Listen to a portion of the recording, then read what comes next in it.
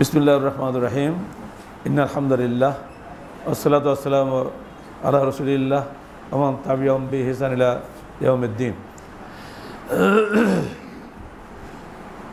আসলে গত মঙ্গলবারে আমি যখন ঢাকা থেকে রাজশাহীতে এলাম, অর্থাৎ হজ থেকে ফিরি, ওই দিন তালিম বৈঠক ছিল। দেখে মনটা চাইলো আপনাদের সঙ্গে মিলিত হওয়ার, এবং আমি বলে দিলাম আগামী তালিম বৈঠক ইনশাল্লাহ আমি থাকবো, তাই না?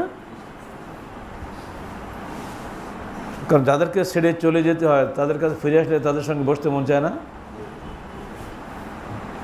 আপনাদের চায় না কি? সারা শব্দ নেই যে, মূলত আমার নিজস্ব চাহিদা মতোই আজকে তালিম বৈঠকে আমার আশা। আমাকে কেউ দাওয়াত দেয়নি, তবে আমি যে হঠাৎ অসুস্থই পড়বো আমি বুঝতে পারিনি। জুমার খুতবা দিয়েছি খুব কষ্ট করি, এবার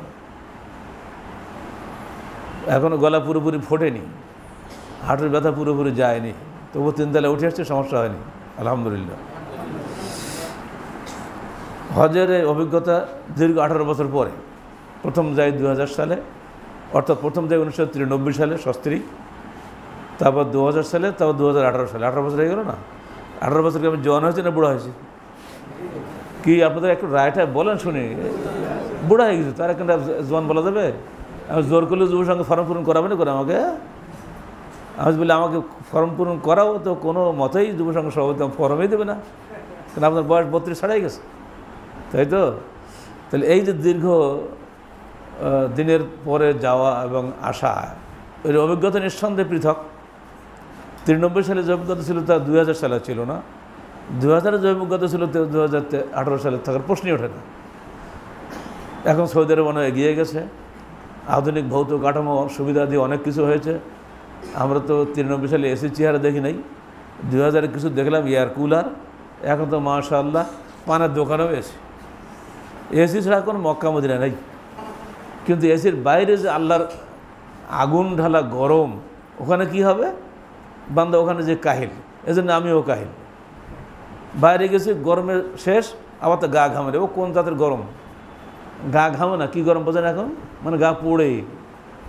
আর ঢুকে যেই ঢুকবো ঠান্ডা, এই ঠান্ডা গরমের এই কানামাছি খেলা করতে করতে গিয়ে সর্দি কাশি আমাশা একেবারে যা দরকার দেহে ঢোকা সবই ঢুকে গেছে। এ কি আল্লাহর দোষ না আমাদের দোষ? বেটা অত অ্যাসিড দিলে কেন? এমনি নর্মাল থাকে, গা পুরুক, ক্ষতি কি? তা তো হবে না, আরাম করতে হবে না। একটা এই মৌলিক কারণ কিন্তু এটাই, শরীর খারাপ হওয়া। নাহলে খাওয়া দাওয়া কোনো সমস্যা নাই। যত ভালো ভালো খাওয়া আছে দুনিয়াতে সব বাংলাদেশ মক্কা মদিনায় পাওয়া যায়, আর টাকা দিলে সব পাওয়া যায়। কিন্তু খালি তো হবে না ভাই, আবহাওয়াটা বড় জিনিস। যাই হোক, ওটা হলো শারীরিক বিষয়। আল্লাহ পাক আস্তে আস্তে আমাদেরকে সুস্থ করবেন ইনশাআল্লাহ। বাংলার জমিনে বসবাস করেছি আমরা বাংলার মৌসুমী আবহাওয়ায় মানুষ, 6 ঋতুতে বসবাস করি। এখানে আসলে আস্তে আস্তে ওটা ঠিক হয়ে যাবে। দোয়া করেছি আল্লাহ পাক আমৃত্যু কর্মক্ষম অবস্থা আহলে চালন করার তৌফিক দান করুন। অলসে পড়ি মারি থেকে লাভ আছে? প্যারালাইসিসের রোগী বেশি লাভটা কি? কাজ করতে করতে তো দুনিয়াতে বিদায় হইতে হবে, তাই না? এই দোয়া আমিও করেছি, আপনারাও করবেন যেন কাজ করতে করতে দুনিয়াতে বিদায় হয়ে যায়। এখন একটু সুস্থ বোধ হচ্ছে। এরপরও বলছি, কর্মীদের সামনে পেলে নেতারা অটোমেটিক তাজা হয়ে যায়। এটা আপনারা বিশ্বাস করেন? মাছজন পানিতে গেলে লাফালাফি করে, নেতারা তেমনি কর্মীদের সামনে পিছনে সব ভুলে আনন্দে অভিভূত হয়ে যায়। আর এই জন্য এই মুহূর্তে আর কোনো রোগ পড়ে কিচ্ছু নেই আমার মধ্যে। জাযাকুমুল্লাহ খাইর। আল্লাহ পাক বলছেন, চলেন আমরা হজ করে আসি এবার।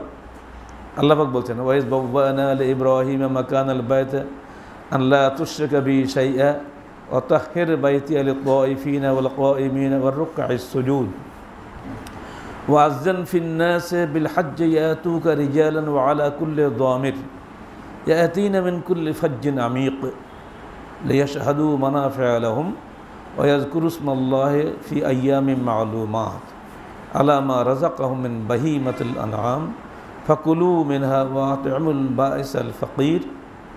সূরা হজ 26, 27, 28 তিনটা আয়াত পড়লাম। এই তিনটে আয়াতে নিম্নের বিষয়গুলি রয়েছে। অনুবাদ আর করছি না, বিষয়গুলি বললে বুঝে নেবেন। কাবা গৃহের স্থান ইব্রাহিমকে আল্লাহ নির্ধারণ করে দিয়েছিলেন, ইব্রাহিম নিজে খুঁজে বের করার নাই। কারণ আল্লাহ বলছেন ওয়াইজ বাওয়ানা আলে ইব্রাহিম মাকান আল বাইত, যখন আমরা নির্ধারণ করে দিলাম ইব্রাহিমকে বাইতুল্লাহর স্থান, তাহলে কে দিল? এটাতেই প্রমাণিত হয় বর্তমান কাবা গৃহ সম্পূর্ণরূপে আল্লাহ নির্ধারিত স্থান, এটা মানুষের তৈরি করে স্থান নয়। এটা বড় জিনিস জানা গেল না? কি জন্য করা হয়েছে? আল্লাহ তুশরিকা বিহি শাইআ, এখানে কোনো শিরিক চলবে না। এক নম্বর হলো কাবা গৃহের স্থান ইব্রাহিমকে আল্লাহ নির্ধারণ করে দিয়েছিলেন, নইলে তিনি ফিলিস্তিন থেকে ওখানে যাবেন কেন? হেঁটে কম পথ নাকি? আর হাজেরাকে ওখানে বা নির্বাসন দিবেন কেন? ফিলিস্তিন তো মক্কা থেকে 1-1.5 মাসের রাস্তা উঠে, আর তখন তো মক্কায় বিজন একটা জনমানব শূন্য স্থান, ঘর বাড়ি বাচ্চা মানে গাছ গাছে তো নাই, কোনো মানুষ ছিল না। উনি কেন গেলেন? নিশ্চয়ই আল্লাহ তাকে নিয়ে গেছেন। কেন নিয়ে গেলেন? এখানে কোনো শিরক চলবে না, সে কারণে এখানে মুশরিকদের প্রবেশ নিষিদ্ধ। যেমন আল্লাহ সূরা তওবা 28 আয়াতে বলেন, ইয়া আইয়ুহাল্লাযীনা আমানু ইন্নামাল মুশরিকুনা নাজাসুন ফালা ইয়াকরিবুল মাসজিদাল হারামা বাদা আমিহিম হাযা। হে ইমানদারগণ, মুশরিকরা নাপাক, কাপড় চোপড় নাপাক না, হৃদয়টা তাদের নাপাক। ফালা ইয়াকরাবুল মসজিদুল হারাম, তারা জন্য মসজিদুল হারামে নিকটবর্তী না হয়, প্রবেশ করা বলেনি, নিকটবর্তী যেন না হয়। বাদা আমিহিম হাযা, এই বছরের পরে, 9ম হিজরিতে এই আয়াত নাজিল হল। জাহেলি আরবের নিয়ম ছিল কোনো ঘোষণা দিতে গেলে তা নিজের রক্তের সম্পর্কিত আত্মীয়ের মাধ্যমে ঘোষণা জারি করতে হয়। এজন্য আবু বকর রাদিয়াল্লাহু আনহুকে না পাঠিয়ে রাসূলুল্লাহ সাল্লাল্লাহু আলাইহি সাল্লাম তার নিজের চাচাতো ভাই আলী ইবনে আবি তালেবকে পাঠিয়ে এই ঘোষণাটা প্রচার করে দিলেন। আবু বকর ছিলেন আমিরুল হজ হিসাবে। আবু বকর বললেন, হে আলী, আপনি কি আমির হিসেবে আসলেন না মামুর হিসেবে আসলেন? আলী বললেন, আমি মামুর হিসেবে এসেছি, শুধু একটা ঘোষণা প্রচার করার জন্য, মূলত আপনি আমির হজের। দেখছেন, ইসলামের কোনো কাজ যে আমির মামুর ছাড়া হয় না, এটা তো অন্যতম দলিল। কিন্তু এখানে আবু বকরের মতন মানুষ প্রশ্ন করছে আলীকে, আপনি যে এলেন আমির হিসেবে না মামুর হিসেবে? ওটা আমাকে পাল্টে আপনাকে আল্লাহ রাসূল দিতে হতে পারে, এটা আমার কোনো যায় আসে না। এবারে 3 নম্বর শিক্ষণের মধ্যে রয়েছে কাবা গৃহকে, আচ্ছা বলি, এই যে 9ম হিজরির আগে কি ছিল? শিরিক ছিল, যেহেতু এই বছরের পর থেকে শিরিক হবে না। বকর সাহেব হাদিস রয়েছে, আর কোনো মুশরিক এই তওয়াব করবে না, এবং কোনো ল্যাংটা ব্যক্তি কাবা ঘরে আসবে না। আগে ওরা ল্যাংটাই তওয়াব করত। কী বলতো ওরা? কি এখানে কী ছিল আর কি হলো, এটা তো পার্থক্য জানা দরকার। আগে ওরা তওয়াব করতো কি বলে? লাব্বাইকা লা শারীকা লাকা ইল্লা শারীকান হুয়া লাকা তামলিকু আমামা লাকা, এইটা ওরা বলতো। হাজির আমরা, হে আল্লাহ তোমার কোনো শরীক নাই। এটা খুব ভালো কথা, তাই না? এবার ইল্লা লাগিয়ে দিল, ইল্লা শারীকান হুয়া লাকা, কেবল ওই শরীক ব্যতীত যা তোমার জন্য আছে। তামলিকু আমামা লাক, তুমিও যার মালিক আর ওরাও কিছুটার মালিক। আমার বলি না, আল্লাহ উপরে ডাক্তার নিচে, উনি আল্লাহ তুমি হেল্লা, আমার বলি না, আস্তা করলে এখন বললো বাবা এত মুখস্থ কথা আমাদের, উপরে আল্লাহ আপনি হেল্লা, বলি না? এটা কিন্তু ওরাও বলতো, আল্লাহ কিছুর মালিক, আপনিও কিছুর মালিক। ডাক্তার ঔষধ দিতে পারে, ঔষধের ক্রিয়া করার মালিক ডাক্তারের নাই, ঠিক না? ঔষধ দিতে পারে ডাক্তার, সমস্যা নাই, ঔষধ ক্রিয়া করবে কি করবে না ওটা সম্পূর্ণ আল্লাহর হুকুমে হয়। এজন্যই বলা হয়েছে, ইব্রাহিম বলেছিলেন, আমি সে আল্লাহর ইবাদত করি, আল্লাযী ইউতঈমুনি ওয়া ইসকিন ওয়া ইযা মারিযতু ফাহুয়া ইয়াশফিন, যিনি আমাকে খাদ্য দান করেন এবং আমাকে পানীয় দান করেন, এবং আমি যখন অসুস্থ হয়ে পড়ি যিনি আমাকে শেফা দান করেন। ইব্রাহিমের এই দোয়াগুলো মনে রাখতে হবে না, সবই তো কোরআনে আছে। তো বোঝা গেল আপনি ঔষধ গুলিয়ে খাওয়ালেও কোনো কাজে লাগবে না যদি আল্লাহ আরোগ্য দান না করেন। এরা এইটা বলতো ইল্লা শারিকান হুয়া লাকা, কেবল ওই শরিক ব্যতীত যা আপনার জন্য আছে।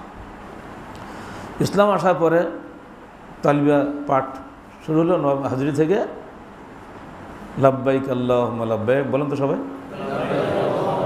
লাব্বাইক লা শারীকা লাকা লাব্বাইক ইন্নাল হামদা ওয়ান নি'মাতা লাক ওয়াল মুলক লা শারীকা লাক। একদম উল্টা, লাব্বাইক আল্লাহুম্মা লাব্বাইক, লাব্বাইক লা শারীকা লাকা লাব্বাইক ইল্লা শারীকান হুয়া লাক বাতিল। এটা হলো নবম হিজরি থেকে আজ পর্যন্ত আল্লাহর ইচ্ছা এটা অব্যাহত আছে, কোনোই পরিবর্তন হয়নি।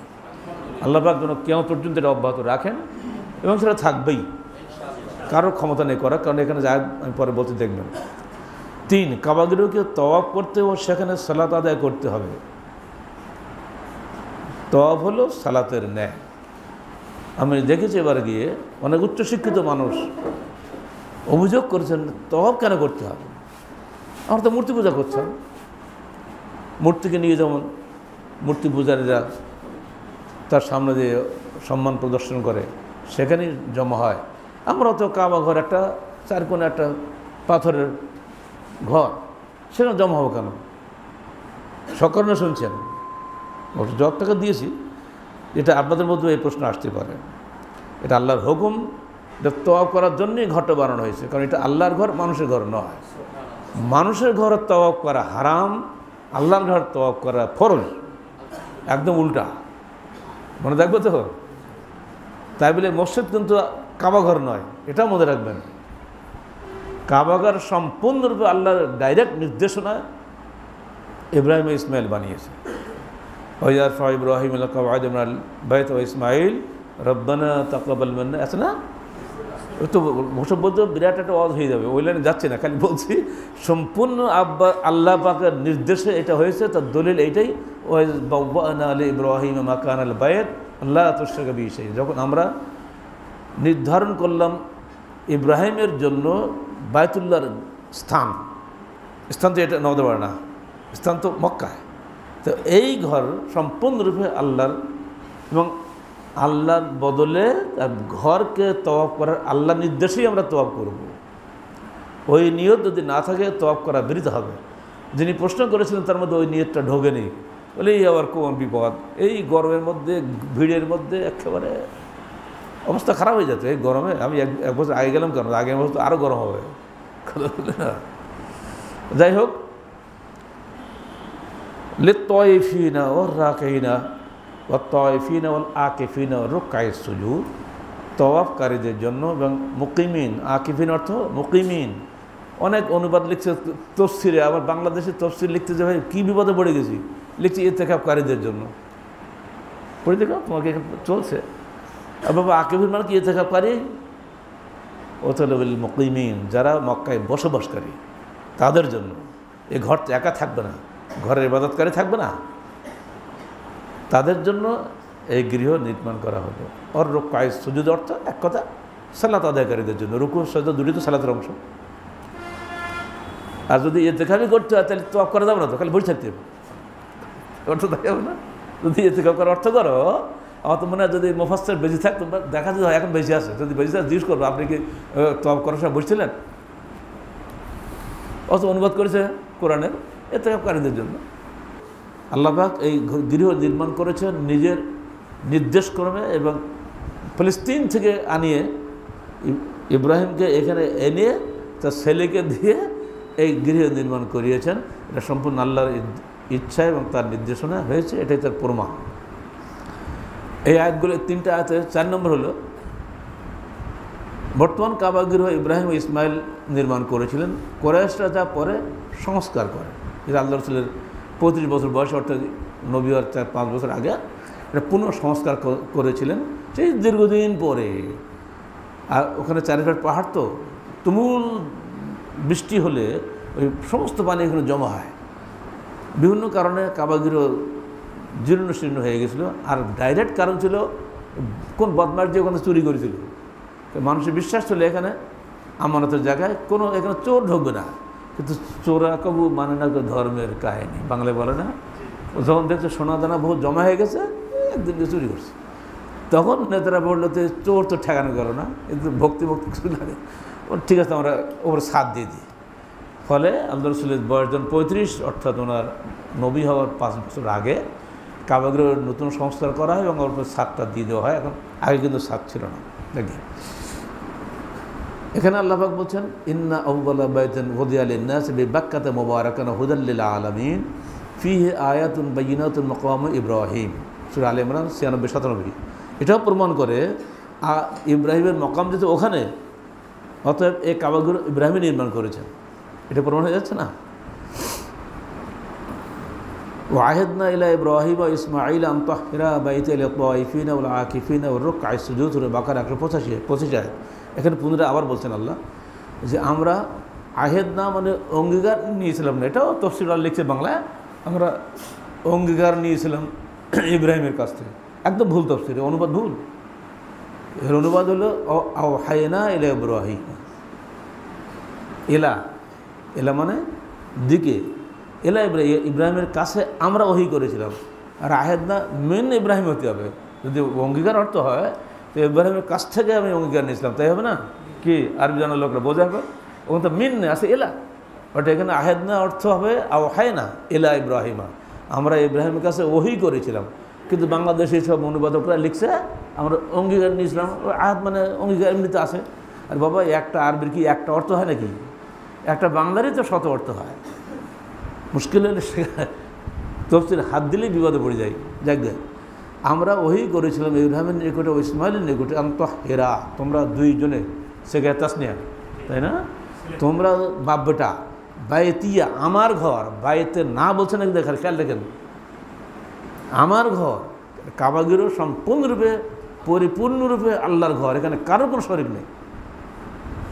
লিত-তায়িফিনা ওয়াল আকিফিনা ওয়ার রুকআস সুজুদ, তওয়াফকারীদের জন্য, বসবাসকারীদের জন্য এবং রুকু সিজদাকারীদের জন্য। এটা সূরা বাকারা 125 আয়াতে এসেছে। ওই আগে যেটা বললাম ওটা সূরা হজের 26 আয়াতে, ওটা আবার এখানেও একই ধরনের বক্তব্য এসেছে। 5 নম্বর, কাবাগৃহ পরিপূর্ণরূপে আল্লাহর ঘর। আল্লাহ বলছেন, ইন্না আউওয়ালা বাইতিন উযিয়া লিন-নাস বিবাক্কাতা মুবারাকান হুদাল লিল আলামিন। প্রথম গৃহ অর্থাৎ ইবাদতের গৃহ, এমনি বাড়ি ঘর না, মানব জাতির জন্য প্রতিষ্ঠিত করা হয়েছে বিবাক্কাতা মুবারাকা, পবিত্র মক্কা শহরে, যেটা হুদাল লিল আলামিন। এখানটা দারুণ কথা এসছে, কাবাগৃহ পৃথিবীর নামস্থল, সে কারণ বলা হয়েছে হুদাল লিল আলামিন, বিশ্ববাসীর জন্য পথ প্রদর্শক। সূরা আলে ইমরান 96 আয়াত। পৃথিবীর যেখানে আপনি যান, কাবাগৃহ হবে আপনার কিবলা। যেখান থেকে আপনি টার্গেট করবেন, কাবার যারা পূব দিকে থাকে, আমরা পূব দিকে থাকি, আমার কিবলা হলো পশ্চিম দিকে। কাবার যারা পশ্চিম দিকে থাকে তাদের কিবলা পূর্ব দিকে, যারা দক্ষিণ দিকে থাকে তাদের কিবলা উত্তর দিকে। তাহলে কাবা কিন্তু সবারই কেন্দ্রবিন্দু। এর জন্য কাবা গৃহটা আল্লাহ পাক পৃথিবীর এমন জায়গায় স্থাপন করেছেন যা চারিদিক থেকে নাভিস্থলিল আলামিন বলে একটা ভাগে থাকে, সকল জাতির জন্য, মানুষ মানে যত বসবাস করে পৃথিবীতে, জিন ইনসান যাই থাক সবাই, এটা হলো মূল কেন্দ্রবিন্দু। এটা সিরাতুল আমরা লিখছি নাভিস্থল। এবার আসেন 7, কাবা গৃহে হজ করার জন্য আল্লাহ ইব্রাহিমকে ঘোষণা প্রচারের নির্দেশ দেন। কি সেটা? পরের আয়াতে আছে, সূরা হজ 37 আয়াতে, ওয়াজ্জিন ফিন-নাস বিল হজ্জি ইয়াতুকা রিজালান ওয়া আলা কুল্লি দামিরিন ইয়াতিনা মিন কুল্লি ফাজ্জিন আমিক। ওয়াজ্জিন ফিন-নাস, তুমি আজান দাও, তার মানে কি? তুমি ঘোষণা দাও, ফিন-নাসে মানুষের কাছে, বিল হজ্জি হজের, ইয়াতুকা রিজালান তারা আসবে তোমার কাছে। কারণ তোমার তো দুনিয়াকে মুসলমান, উনি একা ছাড়া আছে মুসলমান, তোমাদের কাছে নাই, তোমার কাছে লোক আসবে। এজন্য খেয়াল রাখেন, কোনো সংগঠন চলার নেতা ছাড়া ওই একজন থাকতেই হবে তাকে, সে যত দুর্বল হোক একজন মাথা থাকাই লাগবে। খেয়াল করেছেন? এত করে রেজালান, তোমার কাছে লোক আসবে পায়ে হেঁটে, রেজাল। তখন তো আজকালকার মতো অবস্থা ছিল না। বা আলা কুল্লে দমের, এবং কৃষকায় উটের উপরে চড়ে, অর্থাৎ বহুদূর রাস্তা অতিক্রম করলে তো উট এমনি দুর্বল হয়ে যায় না। জামের বললাম যে ইঙ্গিত আছে, মিন কুল্লি ফাজ্জিন আমিক, অর্থ তারিকিন বাহিদ, দূর দূরান্ত থেকে উট আস্তে আস্তে দুর্বল হয়ে পড়ে, কৃষকার হয়ে পড়ে, তারপরে ওইটাও তোমার কাছে লোক চলে আসবে। এতে বোঝা যায় হজে আরামের জায়গা না, হজটা কষ্ট করার জায়গা। এই আয়াতের মধ্যে পরিষ্কার ঘোষণা রয়েছে যে ইব্রাহিম জগৎবাসীর কাছে হজ করার জন্য প্রথম ঘোষণা প্রচার করেন। কিভাবে করেন এই ব্যাপারে সাহাবী তাবিদের যে ব্যাখ্যা সংক্ষেপে আমরা বলে দিচ্ছি। ইব্রাহিম বললেন, কাইফা বললে গুন্না সৌতি লাইন ফুজু, কী করে আমি মানব জাতির কাছে আমার খবর পৌঁছাবো? আমার আওয়াজটা তো পৌঁছাবে না, এটা স্বাভাবিক কথা। ফাকিলা, আল্লাহ তো ডাইরেক্ট সামনে আসে না, তাকে বলা হলো না দে ও আলেন আল বালা, তুমি আওয়াজ দাও, পৌঁছানোর দায়িত্ব আমাদের। আলহামদুলিল্লাহ, কি চমৎকার। ফকাম আল্লাহ মাকামি, অথবা তিনি মাকামে মাহমুদের উপরে, কি মাকামে ইব্রাহিমের উপরে দাঁড়িয়ে গেলেন। এখন যে দেখবেন ওখানে পায়ের গর্ত বানানো আছে, অরিজিনাল পা না, এমনি তৈরি করা। এবার তিনি কি বললেন, ইয়া আইয়ুহান নাস, হে মানব সকল, ইন্না রাব্বাকুম কাদ ইত্তাখাযা বাইতান ফাহাজ্জুহু, তোমাদের প্রতিপালক এখানে একটি গৃহ নির্মাণ করেছেন। ফাহাজ্জুহু, অতএব তোমরা সবাই সেই গৃহের হজ করো। হজ অর্থ কি? সংকল্প করো, তোমরা সেই গৃহের জিয়ারতের তওয়াফের সংকল্প করো। ফায়ুকাল, তাকে বলা হলো আন্না সাওতা বালাগা আরজা আল আরদে ওয়া আসমা মিন মানফিল আরহামে ওয়াল আসলাবে ওয়া আজাবাহু কুল্লু শাইইন সামিআহু মিন হাজারিন ওয়া মেদারিন ওয়া শাজারিন ওমান কাতাবাল্লাহু আন্নাহু ইয়াহুজ্জু ইলা ইয়াউমিল কিয়ামাহ। এবার তাকে বলা হলো তোমার এই আওয়াজ পৌঁছে গেছে পৃথিবীর কর্নারে কর্নারে, সর্বত্র। ওয়াসমা মিন মানফিল আরহামে ওয়াল আসলা, এমনকি যারা মায়ের গর্ভে আছে এবং এমনকি বাপের ঔরসে আছে তাদের কাছেও পৌঁছে দেওয়া হয়েছে। ওয়াজাবাহু কুল্লু শাইইন সামিআহু, এবং তোমার এই আওয়াজের জবাব দিয়েছে যারা এটা শুনেছে, মিন হাজারিন ওয়া মেদারিন ওয়া শাজারিন, পাথর, মাটি বা গাছ, বৃক্ষ, তরুলতা, সবাই তোমার আওয়াজের জবাব দিয়েছে। ওমান কাতাবাল্লাহু ইয়াহুজ্জু ইলা ইয়াউমিল কিয়ামাহ, আল্লাহ পাক যাদের জন্য হজ মঞ্জুর করেছেন কিয়ামত পর্যন্ত সবাই তোমার এই আওয়াজের জবাব দিয়েছে। কীভাবে জবাব দিয়েছে? লাব্বাইক আল্লাহুম্মা লাব্বাইক, বলেন সবাই লাব্বাইক আল্লাহুম্মা লাব্বাইক, লাব্বাইক লা শারীকা লাকা লাব্বাইক। এই পর্যন্ত আপনার তাফসীর ইবনে জারীরের কথা। বহু হাদিস এখানে জমা করা হয়েছে, আমি খালি সংক্ষেপগুলো টান দিয়ে নিয়ে চলে আসছি। এই হাদিসগুলো বর্ণনাকারী হচ্ছেন হযরত ইবনে আব্বাস, মুজাহিদ, ইকরিমা, সাঈদ বিন জুবাইর ও গায়র ওয়াহিদ মিনাস সালাফ। সব বলে তো আমার 3 ঘন্টা লেগে যাবে, সবগুলো একসাথে করে আপনাদের শুনিয়ে দিলাম। ইব্রাহিম সেদিন একমাত্র আওয়াজদাতা ছিলেন, নিঃসন্দেহে তার সঙ্গে কোনো মুমিন ব্যক্তি ছিল না, এটা তো আমরা সবাই জানি। তার আওয়াজ পৃথিবীর কর্নার কর্নার কে পৌঁছালো? আল্লাহ পৌঁছানি। এটা মিশকাত হাদিস আছে, আল্লাহ পাক তাকে কবুল করেন, জিবরিল কিন্তু বলে দেন সবাইকে বলে দাও আমি ওকে কবুল করেছি, আসেন হাদিসটা। তো এই যুগে যদি সম্ভব হতো সে যুগে কেন সম্ভব হবে না? আল্লাহ আলম আওরাদ ইবনে জারীর ইবনে আবি হাতিম মোতাব বলেন, দীর্ঘ আলোচনা সেখানে আছে।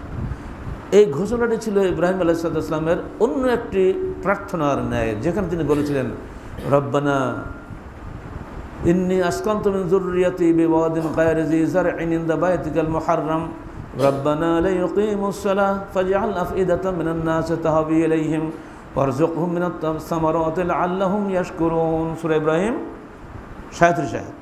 ঠিক ওই রকম যখন তিনি হাজেরাকে রেখে আসলেন, দুগ্ধবর্ষ বাচ্চাকে রেখে আসলেন, তখন তিনি একটু আড়ালে এসেছে। হাজেরা তো আড়ালে যখন চলে গেলেন, হাজেরা বলে আপনি কি রেখে যাচ্ছেন কি আল্লাহর হুকুমে? উনি মাথা না, হ্যাঁ। তখন তিনি বলে দিলেন, ফালা ইউযায়্যিনাল্লাহ, তাহলে আল্লাহ কখনোই আমাদের ধ্বংস করবেন না। এই যে ইমানের তেজ কজন মহিলার মধ্যে আছে, পুরুষের মধ্যে নেই তো মহিলা। উনি বলে রিটার্ন ব্যাক করলেন। এবারে ইব্রাহিম আলাইহিস সালাম তখন হাজেরার চোখের বাইরে চলে গেলেন, তখন এই দোয়াটা করেছিলেন, রব্বানা, হে আমাদের প্রতিপালক, ইন্নী আসকানতু মিন যুররিয়াতি বিওয়াদ, আমি আমার বংশ সন্তানদের মধ্যে থেকে একটা অংশকে এমন একটা ওয়াদিতে, উপত্যকায় রেখে যাচ্ছি, গায়রি যী যারইন, যেখানে কোনো চাষবাস হয় না, ইনদা বাইতিকাল মুহাররাম, তোমার সম্মানিত গৃহের পাশে। তখন গৃহ হয়নি, ওই যে আগে আল্লাহ বলছে এখানে তো হবে। রব্বানা লিয়ুকিমুস সালাহ, এ আমার প্রতিপালক এজন্য রেখে যাচ্ছি যাতে ওরা এখানে সালাত কায়েম করে। তখন তো ইসমাইল ছোটো বাচ্চা, কী সালাত কায়েম করবে? সালাতের উদ্দেশ্যে রেখে যাচ্ছে, যেহেতু আল্লাহ পাক বরকত দিয়েছেন, সালাতের সঙ্গে রাখলে বাকি সব আল্লাহ করে দেয়। যারা দিনের জন্য কাজ করে আল্লাহ পাক তাদের দুনিয়ারও দেখে। এটা আমি বারবার বলি আপনাদের সামনে, মনে রাখবেন, কর্মীদেরকে বিশেষ করে বলছি যেন দুনিয়াদার হয়েও না। দুনিয়াদার দুনিয়া খেয়ে দুনিয়া ধ্বংস হবে, সে আখরাতে কিছুই পাবে না। আমার আবুল আখাদমের নসিব।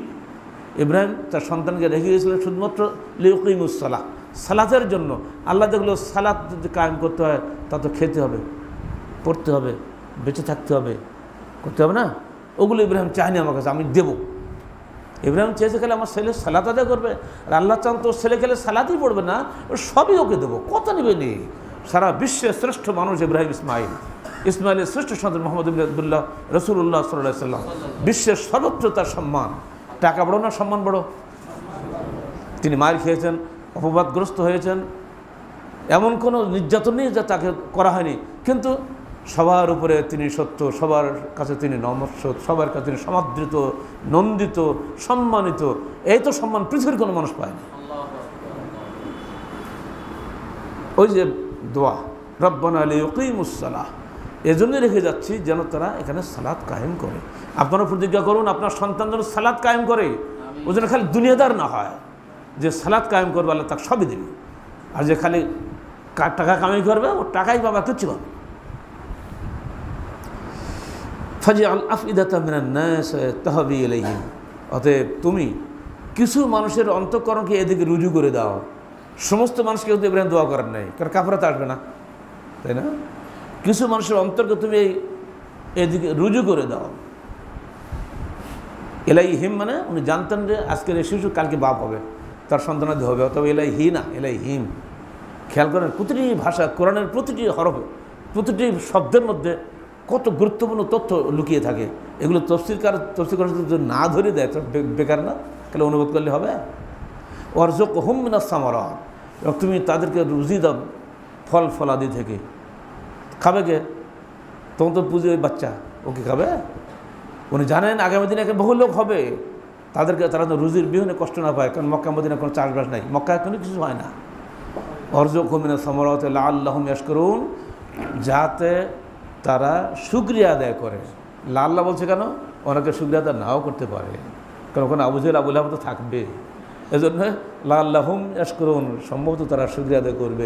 আলহামদুলিল্লাহ সবাই শুকরিয়া আদায় করে, ও কাফেররাও করে, কারণ ওরা মক্কায় যে যা ভালো জিনিস পায় দুনিয়া কোথাও তো পায় না। ঢাকায় আসলে ভেজাল, মক্কা যাওয়া ভেজাল নেই, নিশ্চিন্ত লোক জুস খায়। আরে এই মক্কার জুস খাও, কোনো ভেজাল নেই। আমার ছেলেপিলিগুলো যেগুলো গেলাম আমার সাধারণ এই পাগল, জুস নেই পাগল।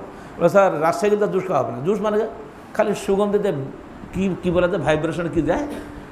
আমার পত্রিকা বেরিয়েছিল প্রাণ গ্রুপ থেকে, লিখছে কি ম্যাঙ্গো জুস বানায়, বিরাট ফ্যাক্টরি। তো ম্যাঙ্গো জুসের যে তত্ত্বাবধায়ক, ওকে কী বলে ইংলিশতে, সুপারভাইজার, বলছে আমি দেখি না এখানে কখনো কোনো আমের গাড়ি আসছে, অথচ ম্যাঙ্গো জুস প্রতি মাসে হাজার হাজার জুস বেরিয়ে যাচ্ছে। আর কিছু শোনার আছে?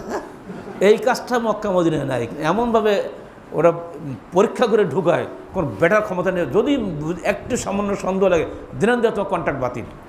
ওরা টাকার তক্কা করে না, যাবো 2-4 লাখ টাকা, কিন্তু কোনো ভেজাল মক্কা ঢুকবে না। ওই যে ইব্রাহিমের দোয়া মনে আছে, সামারাত, সামারাত মানে আল্লাহর পক্ষ থেকে প্রেরিত ফল ফলাদি, এই বান্দার বানানো ফল ফলাদি না। জীবনে সিজন জুস খাচ্ছে, আরে বাবা জুসের খবরে নাই। কী মজা লাগে এয়ারপোর্টে বিমান বেশি খাওয়ার সময় বলে, বাবা এটা কি আসলে জুস খাচ্ছি না কি খাচ্ছি, বিষ খাচ্ছে, আল্লাহ গেল। যাক লাআল্লাহুম ইয়াশকুরুন, যেন তারা শুকরিয়া আদায় করে। এই দোয়াটা যেমন তিনি করেছিলেন কাউকে সামনে রেখে না, এমনি আল্লাহ পাক সেই দোয়াটা কবুল করেছিলেন, এবং সেই দোয়ার বরকতে আর 4500 বছর মক্কায় কোনোদিন ফসলাদি হয় না, কিন্তু কোনো কিছুর অভাব নাই। ওই দোয়া মুরব্বির দোয়া, একটা দোয়া কাজে লেগেছে, আর কিছু লাগে না। এজন্য নেককার মানুষের দোয়াকে হালকা করে দেখবেন না। বিশেষ করে বাপ মার দোয়া আল্লাহ কখনোই ফিরে না, সাবধান থাকবেন সবাই। দোয়া অত্যন্ত গুরুত্বপূর্ণ জিনিস। ও হয় দোয়া দিনের কাজে লাগবে, অথবা দেরিতে কাজে লাগবে, অথবা কিয়ামতের মাঠে কাজে লাগবে। দোয়া ফেল করবে না, কোনো দোয়া কোনো ফেলিওর নাই। ইব্রাহিমের এই দোয়াটা কবুল হলো কবে? অনেক পরে, যখন কাবা গৃহ নির্মাণ হলো, ইব্রাহিম ইসমাইল যখন 13-14 বছর বয়স, তারপরে তো কবুল হলো। এরপর আসেন শেষোক্ত আয়াতে প্রমাণিত হয় যে ইমানদার পিতার দোয়া তার ইমানদার সন্তানদের জন্য কল্যাণকর হয়। কি করলেন ইব্রাহিম? এর পরের 3টা দোয়া কী করেছেন? রব্বানা ইন্নাকা তা'লামু মা নুখফি ওয়া মা নু'লিন ওয়া মা ইয়াখফা আলাল্লাহি মিন শাইইন ফিল আরদি ওয়া লা ফিস সামা। হে আমাদের প্রতিপালক, তুমি জানো আমরা যা লুকিয়ে রাখি এবং যা প্রকাশ করি সব তো বলা যায় না, কি আমার চাহিদা, আর তোমার কাছে জমিন আসমানে কিছুই লুকানো থাকে না। এই দোয়াটা কিন্তু ইব্রাহিমের দোয়া, এটা আমরাও পড়েছি হজে গিয়ে। পরের রাতে তিনি বললেন আলহামদুলিল্লাহ আল্লাযী ওয়াহাবা লি আলাল কিবারি ইসমাঈল ওয়া ইসহাক। যাবতীয় প্রশংসা আল্লাহর জন্য যিনি আমাকে এই বৃদ্ধ বয়সে ইসমাঈল ও ইসহাককে দান করেছেন। 2 বর 2 সন্তান। ইসমাঈল আগে, ইসহাক কিন্তু পরে। কিন্তু এখনও পর্যন্ত কিছু লোক বলে ইসহাক বড় ইসমাঈল ছোট, এমনকি ইমাম কুরতুবী পর্যন্ত এই মজার অনুসারী। আশ্চর্য হয়ে যাবে কী করে এগুলো হতে পারে, যে আমাকে বহু ফাইট করতে হয়েছে নবীদের গান লিখতে গিয়ে। সম্পূর্ণ ভুল, হতেই পারে না। আগে ইসমাঈল পরে ইসহাক। ইন্না রাব্বী লাসামিউদ দোয়া, নিশ্চয়ই আমার প্রতিপালক আমার দোয়া শুনছেন। দেখেন বিশ্বাস করতে, আমরা যে বলছি যদি বিশ্বাস থাকে আল্লাহ শুনছে, তাহলে আমি কোন পাপ করব, অন্যায় কথা বলবো, মানুষকে মারবো? দেখছেন আল্লাহ, গুলি চড়বে, হবে না, অন্যায় কাজ করতে পারবো না। এই সামিউন বাসিরের আকীদাটুকু থাকলে কোনো মানুষ অন্যায় কথা বলবে না, অন্যায় কাজ করবে না। ইব্রাহিম বলছেন ইন্না রাব্বী লাসামিউদ দোয়া, নিশ্চয়ই আমার প্রতিপালক আমার দোয়া শুনছেন। রব্বি জাআলনি মুকিমাস সালাতি ওয়া মিন যুররিয়াতি রব্বানা ওয়া তাকাব্বাল দোয়া। হে আমার প্রতিপালক, তুমি আমাকে সালাতের মুকিম বানাও, অর্থাৎ সালাতের উপরে পাবন্দ বানাও। ওয়া মিন যুররিয়াতি, এবং আমার বংশধরদের মধ্য থেকেও রব্বানা ওয়া তাকাব্বাল দোয়া। হে আমার প্রতিপালক, তুমি আমার দোয়া কবুল করো। সূরা ইব্রাহিম 38, 39, 40 এই 3টে আয়াতের ফলাফল হচ্ছে এই বিশ্বের সকল প্রান্তের ইমানদার মানুষের হৃদয়ে কাবার সাথে সর্বদা ঝুলন্ত রয়েছে, ঠিক না? এবং সকল প্রান্তের বিশুদ্ধ ফলাদি মক্কায় সর্বদা মজুদ রয়েছে। আল্লাহ পাকের বিশেষ মেহেরবানি এই দোয়া। 9 নম্বর, ওয়াজকুরু ইসমাল্লাহি ফি আইয়ামিন মা'লুমাত। কি জন্য আমরা এটা করলাম? যেন মুসলমান এখানে এসে কয়েকটি নির্দিষ্ট তারিখে আল্লাহর জিকির করে, আল্লাহকে স্মরণ করে। সেই নির্দিষ্ট তারিখগুলো কি? 8ই জিলহজ থেকে 12 বা 13ই জিলহজ পর্যন্ত 5 বা 6 দিন। 8ই জিলহজ ইয়াউমুত তারবিয়া থেকে, পরের দিন হজ, 9ই জিলহজ, 10ই জিলহজ মানে ঈদুল আজহার দিন প্রথম জামরাত, বড় জামরাত মারতে হবে। এরপরে 2 বা 3 দিন 11, 12, 13 আপনাকে পাথর মারতে হবে, বাস হজের কাজ শেষ। এই কটা দিন আপনি আল্লাহর জিকির করবেন। প্রথমে যেই লাব্বাইক তওয়াফ শুরু হলো, লাব্বাইক শেষ। এবারে আপনি 9 আরাফাত শেষ করে রওনা দিলেন। 10ই জিলহজ, ওখানে আর লাব্বাইক নেই। শুরু হবে কি বলেন? ঈদের দিন কী তকবীর পড়েন? এই আশ্চর্য হয়ে গেলাম আমি, হাজারো মানুষের কণ্ঠে এটা শুনতে এত ভালো লাগলো। কি নগদাবড়ে আছে নাকি? আল্লাহু আকবার বলেন সবাই, আল্লাহু আকবার, আল্লাহু আকবার, লা ইলাহা ইল্লাল্লাহ, আল্লাহু আকবার, আল্লাহু আকবার ওয়া লিল্লাহিল হামদ, আল্লাহু আকবার কবীরা, আলহামদুলিল্লাহি কাসীরা, সুবহানাল্লাহি বুকরাতাও ওয়া আসীলা। এক এক কাফেলা এক একটা বলে, তো এই দুটোই খেলে দেখলাম আমি, অন্য কোনো আমি আওয়াজ শুনি নাই। বিশেষ করে আফ্রিকান কাফেলাগুলো সব শেষেরটা বলে আল্লাহু আকবার কবীরা। এইটা আফ্রিকান দেশগুলোয় প্রায় সবাই দিলে বললো। আর অন্য অন্য দেশে প্রথম যেটা বললাম কি জানো, আল্লাহু আকবার, আল্লাহু আকবার লিল্লাহিল হামদ, এটা তো বোঝা গেলে দুটোই ওখানে চালু। 23 লাখের উপরে মানুষের মুখ দিয়ে যখন এই তকবীর ধ্বনি বের হয়, আল্লাহ কি আর খুশি নেই পারে? আল্লাহ নিচে নেমে আসেন, দেখো বান্দার কি বলছে। হে আল্লাহ, ওরা তোমার শুকরিয়া আদায় করছে, তোমার তকবীর ধ্বনি দিচ্ছে, যা বলো সব ক্ষমা করে দিলাম। ফেরেশতারা বলবে হে আল্লাহ, ও যে এই পাপ করেছে, ও যে এই পাপ করেছে, এবার ক্ষমা করবা? যা যা বলো, সব ক্ষমা করে দিলাম ওদেরকে। এই যে হাদিস আমাদের জানা, যত বড় পাপ আপনি করেন, ওখানে যে খালি তকবীর দেন, আল্লাহর মনে খবর রাখে আমার বান্দা আমার ছাড়া কারো জবাবধ্বনি করছে না, কারো বর্ত ঘোষণা করছে না, আমি সবচেয়ে বড়। অতএব এই মুশরিক বিশ্বের সামনে আজকে কাবা, আরাফা, মুজদালিফা, মিনা সারা পৃথিবীর বুকে এমন একটা পুণ্যভূমি যেখানে সেরেফ এবং সেরেফ ওয়াহদাহু লা শারীক আল্লাহর তাকবীর ধ্বনি প্রতিধ্বনিত হয়। পৃথিবীর কোনো প্রান্তে কোনো মাটিতে এটা হয় না। অথবা আল্লাহকে এই মাটির মানুষগুলো ক্ষমা করবে না? সেজন্য আল্লাহ বলছেন, ফেরেশতারা বললো, হে আল্লাহ, লোক এই পাপ করেছে, তবু আল্লাহ তাকে বলতে, বলো যে আমি ওদের সবাইকে ক্ষমা করে দিলাম। এ কি জাতা ব্যাপার মনে করেন নাকি? জাতা ব্যাপার না। যারা এগুলো হাদিস জেনে শুনে হজ করে তাদের অন্তরটা কেমন হয়, আর যারা কিছুই যারা না, ওর কাল হাঁটে, ও খুব কষ্ট, আর পারি না। কষ্ট অবশ্যই হবে। এই জন্য বলে যে তুমি আলা কুল্লে দামির, কৃষক আউটের পিঠে আসতে হবে, আরাম করে গেলে তো হবে না। আমাদের বাপদাদার গেছে এখান থেকে 3 মাসের সফরে। আমি আমার নিজের মামুকে দেখেছি 3 বার গেছেন, প্রতিবারে তিনি কাপড় গ্রামের সবাই কাছে বিদায় হয়েছে কান্নাকাটি করতে করতে। আমি আমার নিজের ভগ্নিপতিকে বিদায় করেছি, প্রায় 3-4 মাইল হেঁটে সারা রাস্তা লোক কান্তি কান্তি গেছে বাসে না ওঠা পর্যন্ত, যে এই লোকটা যাচ্ছে আর ফিরবে না। আর এখন তো আরামসে 5-6 ঘন্টার মধ্যে চলে যাবে জেদ্দাতে, কষ্ট টেরই পাওয়া যায় না। এরপরও ওখানে গেলে কষ্ট হতেই হবে, আপনি ভিআইপি হন আর নন ভিআইপি হন, রোদ তো লাগবেই, কাপড় তো খুলতেই হবে। এখন ও কি আর এসি কাপড় বেরিয়েছে, তা গায়ে দিলে বলে ঠান্ডা লাগে, ওসব চলবে না, ওখানে গিয়ে সেরে বেরো কাপড় পরতে হবে, গায়ে এসি দিয়ে হবে না, গরম লাগতেই হবে। এই কাফনের কাপড় পরে যখন আরাফাতের ময়দানে 23-24 লক্ষ লোক শুয়ে থাকে, মনে মনে কল্পনা করুন, মুজদালিফা রাত্রিতে ধুলার পর শুয়েছে, ধুলার পরে সেরেপ ধুলার পরে, ধুলা তো না ভাই, কাঁকরওয়ালা মাটি। সাকিব বলছে, আব্বা কী করে সব গেলে, বেটা শুয়ে পড়ো, কী করে সব, কী করে কোনো কথাই বলা হবে না, ওইবার শুয়ে পড়ো। শুলাম 11টার সময়, উঠলাম রাত 4টে, ঘুম বলে হবে না, ঘুমে শেষ। ও অত ফার্স্ট ক্লাস ঘুম তো বাড়িতেও হয় না। আল্লাহর মহব্বত সেরেপ, আল্লাহ তুমি দেখছো তোমার বান্দা তোমার মাটিতে শুয়ে আছে, 2 দিন পরে এই মাটি ভেদ করে কবরে যে শুয়ে পড়বো। এই তো ভূপৃষ্ঠে আর ভূগর্ভে আর তখন পার্থক্য নাই, এখানে কোনো শান শওকত নাই, এসি মেসি কিচ্ছু নেই মুজদালিফায়। এই যে সুন্দর পরিবেশ, লাখো মানুষের সাদা পোশাক পরিহিত এই ছবি আল্লাহ দেখে, আল্লাহ খুশি হয় না? এই বান্দা 2 দিন পরে তো খাওয়ান করে চলে যাবে। হ্যাঁ, এবার বাংলাদেশে প্রায় 106 জন মারা গেছে, তারা তো জান্নাতে চলে আল্লাহ পাক আমাদের সবাইকে জান্নাতুল ফেরদাউসের অধিকারী করুন, আমিন। আমরা 8ই জিলহজ 18 শনিবার রাত 9টায় হোটেল থেকে, মক্কার হোটেল থেকে বেরিয়ে কোম্পানি নির্ধারিত স্থানে রাত 10টায় পৌঁছি। সেখানে রাত 3টায় বাসে রওনা দিয়ে রাত 4টায় গিয়ে মিনার নির্দিষ্ট তাঁবুতে পৌঁছি, যা ছিল পাহাড়ের উপরে অবস্থিত। পরদিন সকাল 9টায় রওনা দিয়ে 10টার দিকে রাস্তার উপরে বাস থেকে নামি, অথবা প্রচণ্ড রৌদ্রে অজানা পথে হাঁটতে হাঁটতে 12টার দিকে তাঁবু খুঁজে পেলাম মসজিদে নামরার পাশে। আলহামদুলিল্লাহ, এটা অনেকেই পায়নি, যারা 8-10 বার হজ করেছে তারাও মসজিদ নামরার ধারে যেতে পারেনি। আমাদের আব্দুল মান্নান কাজী হারুন, আমরা কখনোই নামরার ধারে যেতে পারিনি। আলহামদুলিল্লাহ, আল্লাহ আপনাদেরকে প্রথম, আমি আগে 2 বার গেছি, নামরার ধারে যেতে পারেনি, এমনকি খুতবা শুনতে পাইনি, এত লোকে মাইক অত আসে নাকি।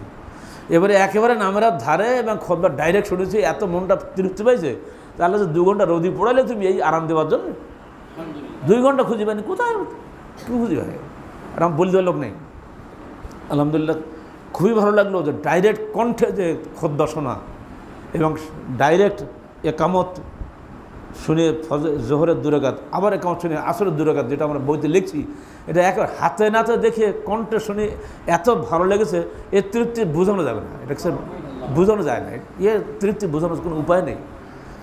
মনটা খারাপ লাগে তখনই যখন সামনে একদল লোক বসে থাকে মযহাবের দোহাই দিয়ে, 2:30 পর্যন্ত বসতে হলো, 2:30টার সময় গিয়ে ওরা জোহর পড়লো ফুল 10 রাকাত, সুন্নত জবর সব, আর 5টার সময় 5:15টার সময় গিয়ে পড়লো আসরের সালাত পুরো 4 রাকাত। এদের আলেমরা এদেরকে পথভ্রষ্ট করেছে। আল্লাহ পাক ওইসব আলেমদের হিদায়াত করুন। প্রকাশ্য সহিহ হাদিস থাকতেও তারা আল্লাহ রাসূলের নির্দেশ অমান্য করে কী করে জান্নাত আশা করতে পারে? খুবই খারাপ লাগলো ভাই, বরদাস্ত করা যায় না, কিন্তু কী করবো, সহ্য করতে হবে। ফারাদা ফিহিন্নাল হজ্জা ফালা রেফাসা ওয়ালা ফুসুকা ওয়ালা জিদালা ফিল হজ্জা, হজের সময় কোনো অশ্লীল কথা বলা যাবে না, পাপ কাজ করা যাবে না, ঝগড়া করা যাবে না। অতএব আমার মতো মানুষ চোখ কান বুঝি ধৈর্য ধারণ করলাম, কিছু বলতে পারলাম না। সহ্য করা যায় বলেন? যাজ্ঞ, এবারে আমাদের জন্য বড় সৌভাগ্যের বিষয় যে এবার 3য় হজটা আমাদের খুব কষ্টকর হয়েছে এবং খুব আনন্দদায়ক হয়েছে, দুটি একসঙ্গে হয়েছে। এরপরে খুতবা হলো 12:25, আমরা 12টা পৌঁছলাম তাঁবুতে, খুতবা 12:25 শুরু হলো, এরপরে একামত হলো, জমা হলো, কসর হলো। আলহামদুলিল্লাহ, আনন্দের সঙ্গে, ও আনন্দ বুঝেই বলা যাবে না, সে যে কী আনন্দ তো কী বলবো। ওখানে যে এত থাকা খাওয়ার ব্যবস্থা এত সুন্দর করেছিল আমরা আগে বুঝতেই পারি না। এবার আরামসে শুই পড়া বালিশের মধ্যে দিয়ে দিল ওখানে, এই বাবা ইয়েও করতে আসলো, স্পঞ্জ বালিশ পাওয়া যায়, বিছানা পাওয়া যায়। টয়লেটে গেলাম, বাপরে বাপ, টয়লেটের মধ্যে আর বেসিনও আছে, এমনি টয়লেট পানি, তারপরে আবার বেসিন, তারপরে উপরে কী বলে পানি পড়ে শাওয়ার, এরপরে বেসিন, কুলি করার জন্য বেসিন তো কোনো জায়গায় পাইনি, আরাফাত নেই, মুজদালিফাত নেই, মিনাতে নেই, কোথাও নেই, কিন্তু ওখানে সব পেয়ে গেলাম। এই যে আল্লাহ পাকের মেহরবানি, আল্লাহ হাঁটিয়ে কষ্ট করে নিয়ে যে এমন জায়গায় দিলে বসে যে আনন্দের আর সীমা নেই। দেখলাম এই ক্যাম্প খুঁজতে খুঁজতে একজন লোক আসলো, আমাদের সিডাং ভদ্রলোকরা, ওরা সন্ধ্যে 6টা 15 মিনিটে পৌঁছলো। এতদিন ঘুরতেই আছে ওরা, সে সকাল থেকে ঘুরতে, ক্যাম্প খুঁজে পায় না, তাবু খুঁজে পায় না। এদিক দিয়ে আল্লাহ রহমত বলতে হবে না।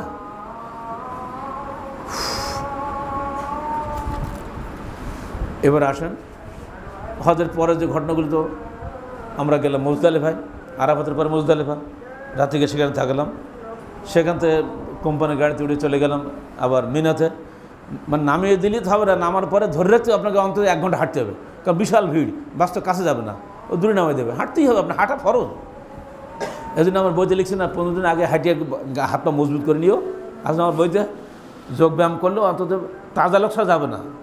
যে সমস্ত লোকেরা বুড়ো হাবড়া মানুষ নিয়ে যায়, এদেরকে করুণা করতে মন চায়, কেন বাবাকে নিয়ে যাস, কেউ দরকারটা কি, ওই হজ বোঝে না, কিছু বোঝে, কালে নেওয়াই উচিত না। 40 সাকিব বললো, আবার 40 বছরের পরে কার হজ করাই উচিত না। ও বুঝছে ঠেলাটা কী কষ্ট। আগের দিন ধরো রাত 3টা, কী বলে 10টা থেকে রাত 3টার মধ্যে হাঁটা, যাতে ভাবার নাকি, কোথায় খুঁজি পাই না। পরের দিন আবার এই রোদের মধ্যে আরাফাতের মধ্যে 2 ঘন্টা হাঁটা, এরপরে আরাফাত থেকে মুজদালিফা থেকে মক্কায় মিনাতে গিয়ে বড় শয়তানের পাথরটা মারা পরে এবার আর মক্কায় যেয়ে চুল টুল সব সাইডে ছুটিয়ে গোসল করে ভালো কাপড় পরে আবার চলে আসতে হবে এই মিনাতে। এই যাতা ব্যাপার নাকি এটা, গাড়ি ঘোড়া কিছু নাই, প্রচণ্ড রোদ্রে হাঁটতে হাঁটতে মক্কায় যেয়ে তওয়াফ ইফাদা করলাম না, এই কষ্টকে পারা যাবে না, প্রচুর ভিড় হয় ওই সময়। হোটেলে গিয়ে তার আগে চুল টুল ছেড়ে, অন্যদিন যে 10 রিয়াল নেয়, এদিন হলে এক মাথা 30 রিয়াল, 3 মিনিটও লাগে না। খা বাঙালি সব খা, বেশি করে আজকে সুযোগ পেয়ে গেছিস, দোয়া প্রাণ আল্লাহ।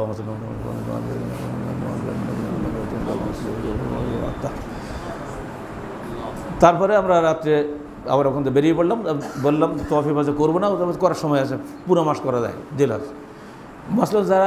মশলা যারা জানে না, তারা যে কী কষ্ট করেছে ওই দিন। আমাকে একজন বললো, বাংলাদেশে নওদাবাড়ির ছেলে, স্যার আমি আজকে 62 মাইল হেঁটেছি। নওদার বাজারে এক বুড়া, তার অবস্থা কাহিল, ও বাঁচবে কিনা আলাদা। মশলা জানা বাড়িতে বই পড়িস না? হ্যাঁ পড়িস না, তো ভাবলাম এই দিনে তওয়াফ ইফাদা করলে নাকি বেশি হবে, তো কেন বলছে না, বইতে লেখা আছে, মানতেই চায় না। হারামের ভিতরে গিয়ে সালাদ করে, বাবা তো দরকার নেই, পুরো এলাকা তো হারাম এলাকা না, ও ঠেলে ঢুকবেই, হাত পা ভাঙবো তাও ভালো, কিন্তু ঢুকতেই হবে। এই যে চুমু দিতেই হবে, স্যার আমি 3বার চুমু দিয়েছি, তুই তো জানাতে চলে গেছিস, দুনিয়া মরে যা, বাড়া জানাতে তুই চলে গেছিস, আমার তো চুমু খা কি দরকার, চুমু খাতে দাঁত ভাঙবো নাকি, ও চুমু খাবেই। এই যে নেশা, এই আবেগ কিছু মানুষকে এমন ক্ষতি করে, ও নিজেই বোঝে না কি ক্ষতি হয়ে যাচ্ছে। অথচ হাদিসে কিন্তু আপনাকে রিল্যাক্সন দেওয়া আছে, রুখসত দেওয়া আছে, সমস্যা নেই। যাকে আমরা ওটাই করলাম। ফিরে এসে হোটেল থেকে রাত্রে অনেক 9টা-10টার দিকে আবার পুনরায় চলে গেলাম মিনাতে।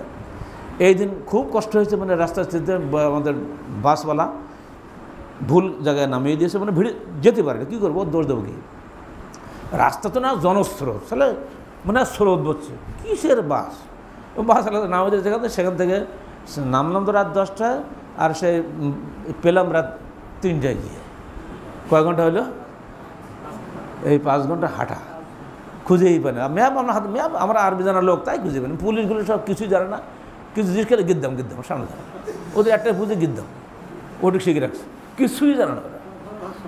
আন্দাজি ঘুরতে একবার যান শেষ, রাত্রিবেলা রাত 3টার সময় উঠলাম পাহাড়ের মাথায়। আচ্ছা যাকে ওগুলো ব্যবস্থাপনার বিষয়ে আমি কিছু বলি। এইবার মিনা গেলে তারপর দিন মাশাআল্লাহ সকালবেলা, এবার তো আমার যেতে হবে আবার পাথর মারতে। কর্মী তো আলহামদুলিল্লাহ সব জায়গাতে সংগঠন, এতে এমন সুবিধা হয়েছে, এগুলো লাইন আলাদা, ওগুলো বলতে আপনাদের অন্যরকম কথা বলতে যেহেতু আজান হয়ে গেছে।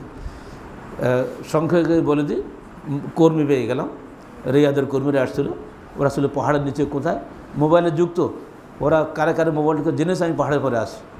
সে বল স্যার আসেন আমরা সাথে নিচ্ছি। যাক আল্লাহ বাঁচাইল। এই পাথর মারা যে বিপদ, কত লোক তো মরেছে কতবারে, পাথর মারা যাবো সে তো অবস্থা খারাপ করে দেবে। জন তাগড়া সব কর্মী সব আমার আর কি, পারলে ওরা উঁচু করে নিয়ে যায়। আর রাস্তাঘাট ভালো ছিল না, ওরা তো ওখানে থাকে, রিয়াদ থাকে, মুখস্থ রাস্তা কোন দিকে আড় যাবে, কোন সুড়ঙ্গ বাদে কোন যেতে যাবে। এমন বোকা দেশ, 3টা সুড়ঙ্গ কোনো লেখা নেই, এই সুড়ঙ্গ এদিকে যাবে, এই সুড়ঙ্গ কিছু লিখবি না বাবা, লিখে আছে সুড়ঙ্গর মুখে আল্লাহ নূরুস-সামাওয়াতি ওয়াল আরদ, সুড়ঙ্গর শেষে লিখে আছে ইহদিল্লাহু লিনূরিহি মান ইয়াশা। আরে বাবা ওটা কি রাস্তা হলো, ও জায়গার নাম হলো? 3টা সুড়ঙ্গ 3 দিক চলে গেছে, মহা বিপদ। ওরা যদি না থাকতো আমার জীবন চিন্তা করতাম না কোন দিকে যেতে হবে, আর শর্টকাট রাস্তা নিয়ে চলে গেল। যাই হোক, পাথর মারতে গিয়ে পাথর নিজের গুনি নিয়ে চলে আসছে। আমি যে মজা গুনি নিয়ে গেলাম, বেকার হয়ে গেল, কাজ লাগেনি। স্যার আপনার সব পাথর নিয়ে আসছেন, মার দেখ ডানে হাতে ভরে দেওয়া মারি দিলাম। এমন সুন্দর করে পাথর মেরেছে, একবার কাছে গিয়ে এটা অন্যরা সুযোগটা পায়নি, এটা জানা লোক পাইছিল বলে সহজ হয়েছে। যারা আবেগে প্রথম মারতে চেষ্টা করবে সে অবশ্যই ফেল করবে, সে ভিতরে ঢুকতে পারবে না, ঘা গুঁতো তার খাওয়াই লাগবে। কিন্তু একটু আবেগ রোধ করে একটু ক্রস করে সামনে গিয়ে যদি মারো, অর্থাৎ যেখানে শেষ হয়ে যাচ্ছে একেবারে কাছে গিয়ে মারবে, কোনো সমস্যা হবে না। এইভাবে 3 জায়গায় পাথর মেরে প্রথম 2 জায়গায় আল্লাহর কাছে দোয়া করেছি।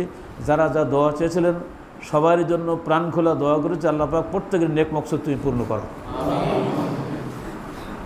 এবার ওখান আবার হাঁটা শুরু হলে মানে দেখো সাকিব আর গাড়ির নাম করো না, সেরকম হাঁটা নিয়ত করো, মক্কা পর্যন্ত আবার হাঁটা। তো ওখানে আর মক্কা পর্যন্ত যেতে হয়নি, গেলে আমাদের তাবুতে যেতে হলো। আলহামদুলিল্লাহ সমস্যা নেই। 12 তারিখে আমার চিন্তা তো 13 তারিখ থাকবো, কিন্তু ক্যাম্প বন্ধ, মানে আসরের পর থেকে ক্যাম্পে সব বন্ধ। বাহ, কোন বিপদ, যদি পানি বন্ধ তো খাবো কি, খাওয়া বন্ধ কোথায় যাবো, তখন কিন্তু নেই, বাজারঘাট নেই। শেষকালে 12 তারিখে আমার চলে আসতে হলো, 13 তারিখে থাকা হয়নি। অন্যরা অনেকে ছিল যাদের ক্যাম্পের সমস্যা ছিল না। ব্যবস্থাপনার বিষয়ে আমি কয়েকটা কথা বলে দিই। আমাদের সরকারের উদ্দেশ্যেও, আমাদের সৌদি গভর্নমেন্টের উদ্দেশ্যেও, সৌদি গভর্নমেন্টের প্রশংসা করতে হবে এই জন্য যে তারা যত টাকা ব্যয় করতেছে একটু হিসাব নিকাশ নেই। কিন্তু আল্লাহ সৃষ্টির পাহাড় কেটে রাস্তা বানিয়ে সেখানে আরাম করা অত সহজ নাকি? বহু কষ্ট করে তারা বানাচ্ছে এগুলো, ভৌত কাঠামো খুবই তৈরি করেছে তারা। কিন্তু ভুল হলো যেখানে এই যে ব্যবস্থাপনার ক্ষেত্রে যাদেরকে লোক রেখেছে সে লোকগুলো অজ্ঞমূর্খ। মোয়াল্লাম দিয়েছে সমস্যা নেই, সে গাড়ি মাড়ি সবই দিয়েছে, পেয়েছি আমার 5 জন 5টা ডিম চাইছে 10টা ডিম, ওদের কোনো সমস্যা নেই, খাওয়া দাওয়া কত খাবি খা, মানে সব পেট খারাপ করার বুদ্ধি। কিন্তু মুশকিল হলো কেউ তো বলবে আপনি আজকে অমুক জায়গা থেকে অমুক জায়গায় যাবেন, অমুক জায়গায় নামবেন, গাড়ি যাক বা না যাক যেন ভুল না হয়, কারণ রাস্তা খুব বেশি না তো, এইটা বলার লোক সেখানে নাই। আর যত পুলিশগুলো আছে ওদের সাময়িকভাবে ওরা আসে, তারা কিছুই জানে না। তাদেরকে যদি আগে ট্রেনিং দিয়ে দেওয়া হয় যে তোমরা প্রত্যেক হাজিকে গাইড করবা, যদি ম্যাপ সবার হাতে থাকে, এই ক্যাম্প কোন জায়গায় বললে অমুক জায়গায় যান, আর সবার মোবাইল আছে সমস্যা নেই, এইটুক বলার লোক যদি থাকে তাহলে সৌদি গভর্নমেন্টকে সবাই প্রাণ ভরে দোয়া করবে। এইটা না পাওয়াতে আমরা পড়েছি মহা বিপদে। আমরা আরবি জানার লোক হয়ে আমরা 3 বাপ বেটা একেবারে মিসকিন বলতে পারেন, কিছু করতে পারে না। কোন দিক যাবো আন্দাজে জিজ্ঞেস করো তো, পুলিশটা জিজ্ঞেস করো, আর তো কেউ বলতে পারে না। আর অনেকে আবার আমাদেরকে উল্টা জিজ্ঞেস করে, আমরাই জানি না, কানা মানুষ জিজ্ঞেস করে কোন পথে যাবো, হয় নাকি? মহা বিপদ এই সমস্যা। ব্যবস্থাপনা বিভাগে এইটা যদি সৌদি গভর্নমেন্ট করে আলহামদুলিল্লাহ সব দিক সর্বাঙ্গ সুন্দর হবে। মানুষ কষ্ট করতে রাজি, কিন্তু অজানা পথে কীভাবে হাঁটবে সে? আর আমাদের গভর্নমেন্টের সবচেয়ে বড় ভুল হচ্ছে এই, আমাদেরকে বাধ্য করে ধরে রাখা। সেখানে এই টাকার লোভে এদেরকে ধ্বংস করে দিয়েছে। কিসের গণতন্ত্র? জনগণকে শোষণ করে যে শাসকরা, তারা কোশ্চিনকালে জনগণের শাসক নয়। আমি কেন 1 মাস বসে থাকবো? 21 তারিখে হজ হয়ে গেছে, আমার টিকিট দিয়েছে 20 সেপ্টেম্বর, আর 1 মাস বসে থাকতে হবে কেন? সৌদি এবং বাংলাদেশ বিমানের কন্ট্যাক্ট করে এরাই খালি যাত্রী বহন করবে। লাভ এই যাদের কিছু সংস্থান আছে সবাই অন্য অন্য গাড়ি প্লেনে চলে আসে, আর যে ভাড়াটা আগে নিয়ে যায় সম্পূর্ণ ভাড়াটাই বেকার হয়ে যায়, কোনো কাজ দেখে না। ভাড়া তো অন্য বিমান হচ্ছে 2 গুণ ভাড়া দেবে। হাইকোর্ট বলে দিয়েছে 3rd ক্যারিয়ার দাও, কিন্তু হাইকোর্টের কথা এই সরকার মানে না। তাহলে কে জনগণের? জনগণকে শোষণ করছে কারা? সব টাকা গভর্নমেন্টের ঘরে যাচ্ছে। আমি তো চলে এসেছি 3 তারিখে 3rd ক্যারিয়ারে অন্য বিমানে, ছেলেও চলে আসবে আগে বৃহস্পতিবার, ও অন্য বিমানে আসতেছে, আমাদের টিকিট 20 সেপ্টেম্বরে। এই যে বাধ্য করে মানুষকে ধরে রাখা, হজের প্রতি মানুষের আকর্ষণ নষ্ট হয়ে যায়। কারণ কোনো মানুষ হজের পরে আর বিদেশে থাকতে চায় না, অথচ থাকতে তাকে বাধ্য করা হচ্ছে। দীর্ঘ 2 মাস 3 মাস কি দরকার? মাত্র 5-6 দিনের কেস না, 15 দিন তুমি রাখো, কেন আমি 1.5 মাস থাকবো সেখানে? এই বিষয়টা গভর্নমেন্টকে ভেবে দেখার অনুরোধ করব। এটা যেন তারা করেন, দয়া করে মানুষকে কষ্ট দেবেন না। অথবা বলে দেন তোমরা যে যার মধ্যে চলে আসো, আমাদের আসার ফলে আমাদের দায়িত্ব নেই, আরও ঝামেলা মুড়ি গেল। আরেকটা বিষয় হল জমজম পানি। জমজম পানি প্রত্যেকের প্রাণের দাবি, ঠিক না? জমজম পানি তো আমন অশিফা, খাদ্য এবং আরোগ্য, অথচ এই পানি থেকে আমাদের মাহরুম করা হচ্ছে। আগে দুবার গেছি, পানি এনেছি ইচ্ছা মতো, আর এবার পানি আনতে পারলাম না। বলে যাচ্ছে যে সুন্দর কথা, আপনি ঢাকায় নামবেন, পাসপোর্ট দেখাবেন, পানি 5 লিটার দিয়ে দেবেন। কী সে ঢাকা, দরজাই বন্ধ, লেখা বড় বড় জমজম পানি বিতরণ কেন্দ্র। মানুষই তো নেই, দরজা বন্ধ, তো কার বলবো? সে এক বেটাকে বললাম, সে তেড়িয়ে আসলো, ঢাকান যান, চলে যান, অফিস যান, এখান থেকে ওখানে। আমাদের মেয়েটা অবশ্য লম্বা লম্বা কথা বাদ দাও, কোথা গেলে পাওয়া যাতেই বলো, তাহলে ওই দেখেন এরও আর এক গিদ্দাম, নিজেরা কিছু বলবে না এখানে যেগুলো আছে। ফলে এই জমজম পানি যাতে মানুষ পেতে পারে সেই ব্যবস্থা অবশ্যই করতে হবে। এটা আমাদের প্রাণের দাবি আমাদের সরকারের কাছে। বিদেশিরা তার পানি দিতে প্রস্তুত, কিন্তু এবারে দেখলাম যে পানি একটু সমস্যা হয়েছে, পানি বিক্রি হচ্ছে। আমরা জেদ্দা এয়ারপোর্টে পানি দেখেছি, 5 লিটার পানি 7 লিটার 7.5 লিটার বিক্রি হচ্ছে। হ্যাঁ, তো বিষয়টা, এই দুটো বিষয় আমাদের ব্যবস্থাপনা বিভাগে থাকলো। আর যারা মোয়াল্লেম হও তাদেরকেও বলবো, তোমরা ভালো করে শিখে টিকে মোয়াল্লেমগিরি করো, মানুষকে বিপদে ফেলে যেন চলে যায় না। কারণ এরা তো নতুন মোয়াল্লেম, ওরা চেনবে কি? একজন তো বললো স্যার আমি 17 বছর আসছি, আজ পর্যন্ত চিনলাম না, কোথাও নামরা, তো বোঝেন অবস্থা। তার মানে ও তো যায় না, লোকজনে চলে। আলহামদুলিল্লাহ পরে 2-3 দিন পরে আমরা আবার গেছিলাম দেখার জন্য, দেখলাম পুরো সাফান সাফা, মানুষ নেই, জন নেই, কিছু নেই। এই সেই আরাফাত, 2 দিন আগে যেছিল মানুষের উত্তাল তরঙ্গ, আজকে কিছুই নাই। আরাফাতে গেলাম, মুজদালিফা সবই গেলাম। আর মসজিদে জাবলা রহমত যেটা বলা হয়, সে মানুষ উঠতেছে, বাঙালি যে কী ধরনের জোশ, ও মানে পাহাড় জয় করে জান্নাত জয় করবে, হক্কা নেই। এত গরম, এত নিষেধ কেউ শুনলে না, চলে গেল। আল্লাহ নবী এখানে খুতবা দিচ্ছে, বেটা কে যে পাহাড়ের মাথা তো আল্লাহ নবী ওঠেন নাই, পাহাড়ের পাদদেশে উনি আসবাগ উটের উপরে দাঁড়িয়ে খুতবা বক্তব্য দিয়েছিলেন। আর তাঁর এই খুতবা মোকাব্বের ছিলেন আবু উমাইয়া বিন খালাফের ছেলে ওমর বিন উমাইয়া। উমাইয়া বিন খালাফের ছেলে আজকে আল্লাহ রসুলের মোকাব্বের, কেউ কল্পনা করা যায়? এটাই হলো ইসলাম। কোনো বংশ আর অঞ্চলের তক্কা করে না, যে কোনো ইমানদার মানুষ ইসলামের সর্বোচ্চ দায়িত্ব যেতে পারে ইমানের এবং তাকওয়ার কারণে। তাহলে উমাইয়া বিন খালাফের ছেলে যেতে পারে, উচিত ছিল আবু বকরের ছেলে যাওয়া, তাই না? ওমরের ছেলে যাকে না। যাই হোক, ওখানে উনি খুতবা দিয়েছেন বটে, কিন্তু এটাই মশলা যে আরাফাতের যে কোনো স্থান থেকে খুতবা দেওয়া যায়। এই জন্য এখন থেকে খুতবা দেওয়া হচ্ছে মসজিদ নামরা, এটা কিন্তু ওখান থেকে অনেক দূরে। এবার এই মাতো মতো বললেও হয়, সুবিধা আছে বলে হয়তো সেখানে সরকার ব্যবস্থা করেছেন। আর একটা বিস্ময়কর ব্যাপার, এই মসজিদে নামরা এত লক্ষ না কোটি কোটি টাকা ব্যয় বানানো হয়েছে মাত্র একদিন জোহর আসর জমা কসর করার জন্য, আর সারা বছর বন্ধ। আমি 3 দিন পরে গিয়েছি, সব তালা মারা। মাশাআল্লাহ হারাম যে মুজদালিফাতে আছে, দেখা যায় ছবি, ওই দিনটুকুর জন্যই খেলি, পরের দিন থেকে একদম বন্ধ। কোনো মানুষ নেই, সেবা নেই, যত্ন নেই, দাঁড়ানো নেই, কিছুই নেই, গভর্নমেন্টের পক্ষ থেকেই বন্ধ। এরপরও সুন্দর ব্যবস্থা, আমরা খুব খুশি হলাম সৌদি গভর্নমেন্টের, যে যখন আমরা বাকি গারকাতে কবর জিয়ারত করতে গেলাম, এই যে ফাতেমার কবরটা মেলা ছিল না, আগে সব সমান করে দিচ্ছি, কিচ্ছু নাই একেবারে। এক জায়গায় বলছে আমি এইখানে এত লোক কেন, ওই মদিনার ছাত্র ওখানে করে, তো ওদের বলে বা এখানে দাঁড়াইছে কেন, আরবি জানো। স্যার কী বলবো, এখানে হামদার কবর নাকি? তো মানে শোনো না, তো পাশে ওয়াল দেশে কেন? স্যার এইটা যদি সরাতো তাহলে ভালো হতো, ওয়ালটা পাশে দিয়ে একটু ঝামেলা করি, মানুষ ও কিন্তু হুমড়ি গিয়ে পড়তেছে, এটা হামদার কবর। আর বেটা হামদার কবর ওহদে, এই বাকি কার কাছে কেমন আসবে, কে শোনে কার কথা? হামদা ওহদে মানে নেই, ও কথাই শুনবে না কোনো কথা। এবার গেলাম তায়েফে বেড়াতে, লোকটা বললো কি হালিমা সাদিয়ার বাড়ি হলো এখানে আসে, কোথায়? তায়েফ থেকে 85 কিলোমিটার দূরে, চলো যাই দেখে আসি, জিয়ারা ফাকাত। ও বাবা, গভর্নমেন্ট এত চমৎকার ব্যবস্থা করেছে। হালিমা সাদিয়ার বাড়ি বলে যেটা পরিচিত ছিল, 2টা দোকান ছিল, আর কিছু নাই। 2 থেকে 2.5 কাঠা জমি হবে, আর কিছু নাই। ভেঙে গুঁড়ো করে চিহ্ন রাখি না, একেবারে তো সাফ করেছে। দোকানপাট যা আছে, ইলেকট্রিক লাইন বা কিচ্ছু নাই, একেবারে অন্ধকার। আমরা যে খুঁজবে না, অন্ধকারে খুঁজে পাওয়া যায় বলো? ঠিক মগের ভর্তিতে গেলাম, আমাদের বাঙালি এক কাফেলা ছিল বাইকেরও, ওরা যে হুমড়ি গিয়ে যাবে, যেটা গাদাকে মারবে না কিছু, হয়তো পিটিয়ে দিয়ে যাবে। বাঙালি যে কীভাবে পূজা করে পারে, কবে পূজা করার অভ্যাস। যখন আমরা পুজো টুজা করলাম না, ওখানে দেখলাম এইটাই, গিয়ে একটা আলো জ্বলছে, সে শহর মতো মনে হলো। সে গেলাম, গিয়ে দেখি মসজিদ আছে একটা, আলহামদুলিল্লাহ ভালো লাগলো। মসজিদগুলো সব গভর্নমেন্টে করা তো খুব সুন্দর। একটা বাঙালি পেয়ে গেলাম, সুরুজ্জামান, ইসলামপুর, জামালপুর, আর আমি শুনলাম না, কারণ শুনলে হয়তো আহলেস হয়ে যাবে, সেগুলো আমার নাম বলে চিনি ফেলবে। বাবা দরকার নেই তো নামটাম বলা, তুমি এখানে জানো তো? স্যার আমি হসপিটালের স্টাফ। ও একটা আলাদা, ওটা হসপিটাল। তো কেমন রোগী হয়? সপ্তাহে একটা রোগীও পাই না, কারণ তো লোকই নাই। লোক সব তাইফে থাকে, মক্কা থাকে, এখানকার বাড়ি বানিয়ে রেখেছে। বলে বাহ, তো তোমার কাজ কি? আমার বানাইছে এই ডেটা কাজ করি। কত বেতন? 600 রিয়াল। আর 600 রিয়াল তো বাংলাদেশকে মুদির দৌড় করি খা। 600 রিয়াল মানে কি? 12,000 টাকা। ওইটা ছেলে মেয়ে কটা? আমার 4টে মেয়ে, বড় মেয়ে বিয়ের বয়স হয়েছে। তো এখানে মেরে ফেলতে দিচ্ছ তোমার এখানে। তো স্যার আসলে তা না, আমি 9 লক্ষ টাকা ব্যয় করে 2 বছর আগে এসেছি এখানে। সৌদি আরবের সবচেয়ে বড় কোম্পানিতে 1800 রিয়াল বেতন দেবে বলে দালালের খপ্পরে পড়ে চলে গেছে 900 রিয়ালে। ওই দালাল আবার আর এক সাব দালালকে দিয়েছে। সাব দালাল টু দালাল 3 দালালের পর এবার কি আমার ভাগ্যে পড়ে গেছে 600 রিয়াল। পাসপোর্ট যেহেতু নিয়ে এসেছে, আমার কিছু করার নেই।